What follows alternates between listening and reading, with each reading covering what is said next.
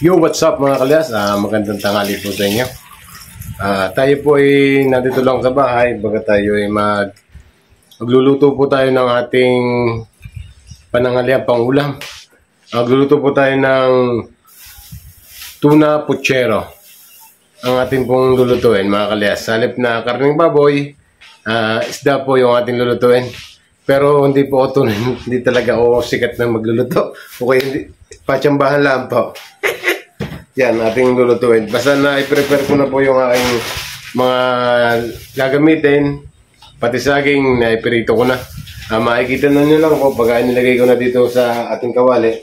Binuksan ko na rin po yung ating kalan para magluto tayo ng ating tuna puchero, mga kalyas. Panoodin nyo mga kalyas. Paano tayo magluto. So mga kalyas, mainit na po yung ating kawali. Lalagyan natin ng mantika. Kasi magigisa tayo ng sibuyas bawang.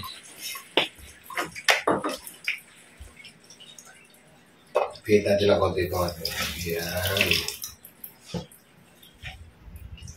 Lagyan pa natin ng konting mantika.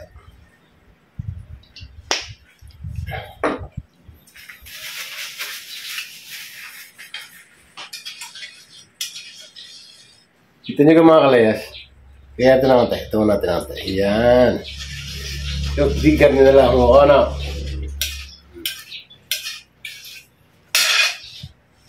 Lalagay natin ng ating, ito yung ating bawang at saka sibuyas. Kumbaga hindi mo itong kagaling magluto.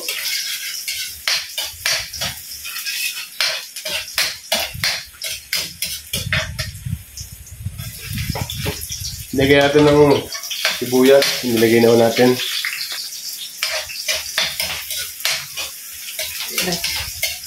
Yan, makalasa.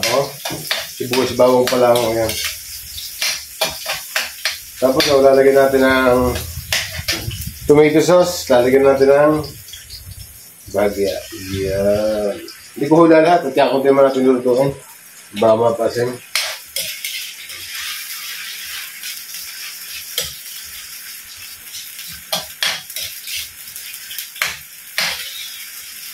Sige mo lang itong kagaling magluto.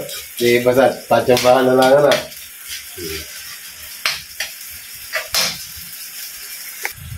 Yung alis, lalagyan natin ng ketchup. Tapos lalagyan natin, mamaya na tayo magdadagdag ng ating pang panimpla.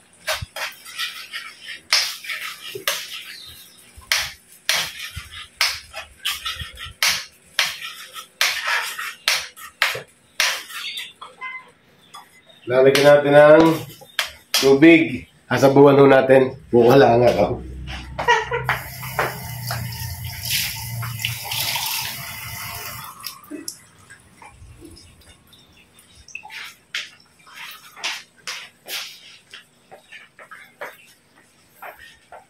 Kunti lang.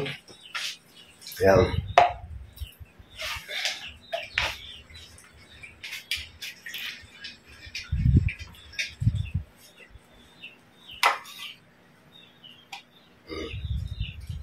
Itong garbanzos. Lalagyan natin ng lagyan natin ng pampalasa. Pagkakulang pa, di saka natin dagdagan ulit. Lagyan na natin ng paminta.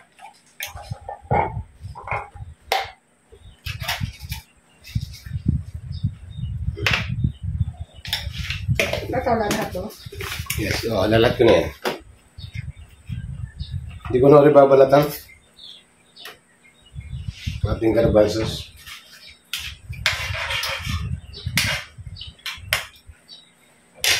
Lagyan natin ng pitchin. Kunti lang kasi may magic sarap.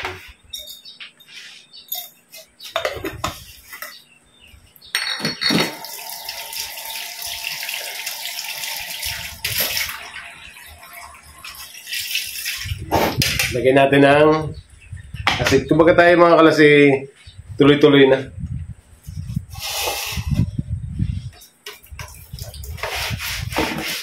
Ito yung ating patatas at saka saging.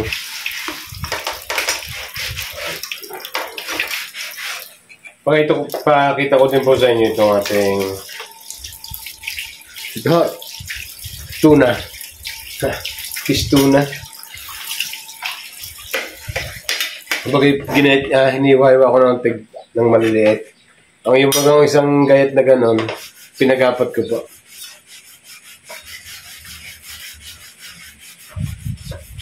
Diba mga kalas, yung mga gulay, ang ginawa ko na lang, bumili na lang ako sa palengke na yung gayat-gayat na ang gulay.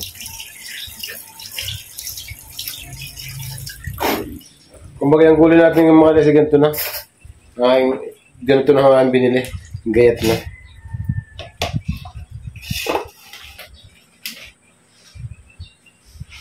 Kumbaga ating ilalagay naman natin ito. Yung ating garbanzos. Lagay na rin natin ating pork and beans. Kumbaga yung ating namang tuna, fish tuna ikuan. Kumbaga iluto na ho yan.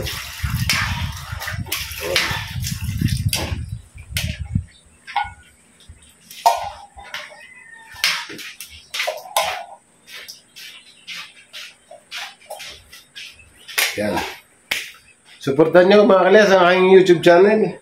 Ryan Leas Vlog. Yung mga hindi pa nakakapag-subscribe sa aking YouTube, ay mag-subscribe na po. Maraming salamat po sa inyo lahat. Shoutout po sa atin lahat. Mga kalas, lagyan natin ng sugar.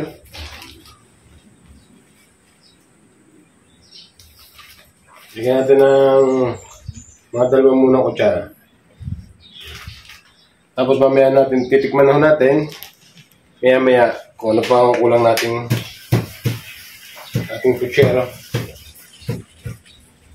Kumbaga simple-simple lang itong mga kalas lutuin kasi mga luto na naman yung mga panangkap natin. Ilalagay na natin ng gulay. Mga kalas, lagay na natin na rin.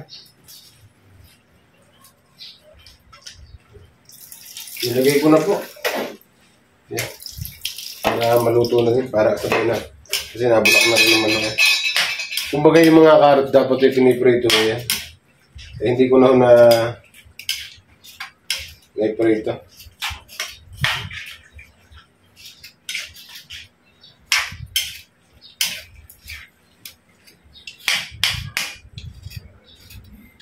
Mga kalas, taklo ba natin? Kukulatan pang tatlo. Oh, maliit. Harap tayo ng medyo malaki.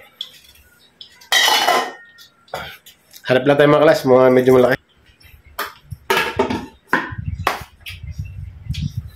Pinakloban muna natin para magandang... Kasi nilagay natin ng gulay. Hindi ko tulad itong saging at saka patatas. Pinarito. Yung ating carrots naman, ay kasama nun sa binili natin palagi sa pansit tuyo. Nandun na yung beans. Kaya nilagay na natin ng gulay. Ito mga kalayas. Ito na. Tinanggalan ko na ng taklob. Yan. Talagay na natin itong ating saging at patatas. Ang dami na rin.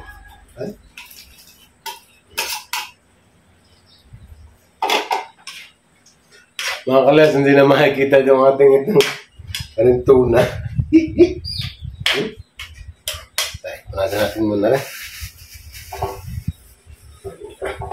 Kailangan punasan natin ng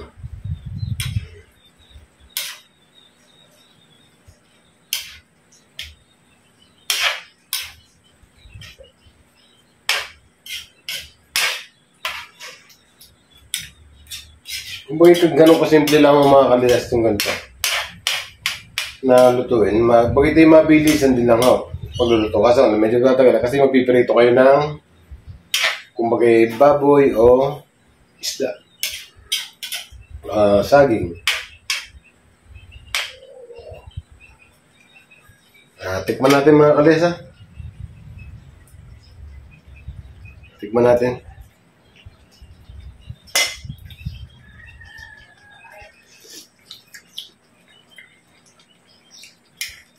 Ayos. Panalo. panalo ang ating niluluto rin. Panalo sa panlasa mga kalayas. Sa ganitong mga putsero, yung mga sa mga handaan, yung mga pungsyonan, ang gusto ko ng sa putsero, marami yung saging.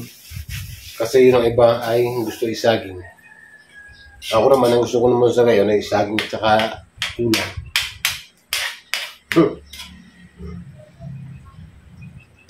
Kaya mamaya natin ilalagay ang ating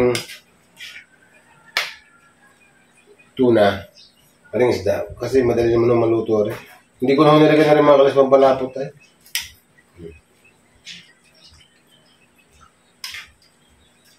Hindi ko na nilagay na pampalapot kasi malapot na.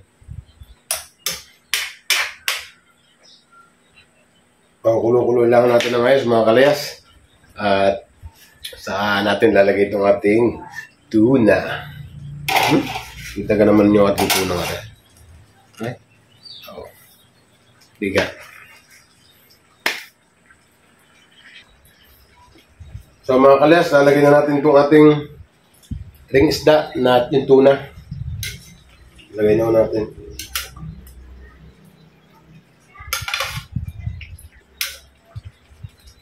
Luto na natin. Yan.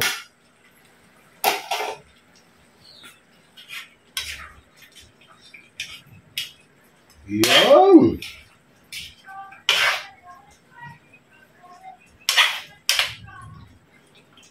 Tuna. Tuna puchero. Okay. Puchero, tuna. Yan.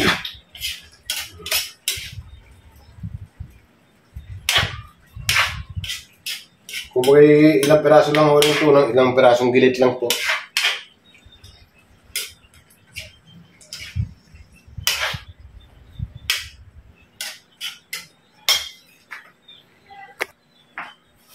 Yung mga kalayas, luto na yung ating tuna puchero.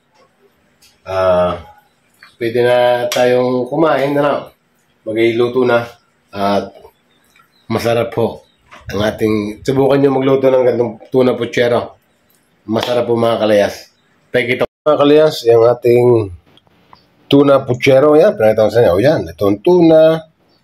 Ito yung saging, patatas, saging, yan.